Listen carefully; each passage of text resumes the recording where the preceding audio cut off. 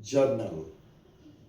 Books of accounting में transactions को first time जहाँ रिकॉर्ड करते हैं, जिसको बुक्स ऑफ ओरिजिनल एंट्री कहते हैं, बुक्स ऑफ प्राइमरी एंट्री कहते हैं, वो जर्नल होता है। जर्नल में ट्रांजैक्शंस को रिकॉर्ड करने के प्रोसेस को जर्नलाइजिंग कहते हैं। जर्नलाइजिंग करने में 6 बातों को ध्यान में रखना चाहिए। सबसे पहले ट्रांजैक्शन के मीनिंग को फर्म के पॉइंट ऑफ व्यू से, बिजनेस के पॉइंट ऑफ व्यू से, एंटिटी के पॉइंट ऑफ व्यू से समझना चाहिए। और जब ट्रांजैक्शन है तो उसमें कुछ एक्सचेंज होगा।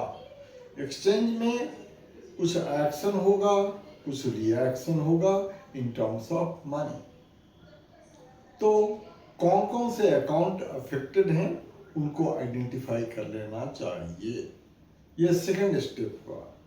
थर्ड स्टेप में उन अकाउंट्स को जो कि आइडेंटिफाई हुए हैं उनके नेचर को डिसाइड करना चाहिए। नेचर या टाइप ऑफ अकाउंट जो कि 5 होते हैं: assets, expenses, liabilities, capital and revenue. Nature decide करते हैं। नेक्स्ट स्टेप इफेक्ट डिसाइड करते हैं। इफेक्ट में इफेक्ट 2 ही हो सकते हैं, या तो इंक्रीज या डिक्रीज। और नेक्स्ट स्टेप, फिफ्थ स्टेप है डेबिट और क्रेडिट करना। अगर एसेट्स और एक्सपेंसेस इंक्रीज हो, लायबिलिटीज, कैपिटल, रेवेन्यू डिक्रीज हो तो उस अकाउंट को डेबिट कर देते हैं।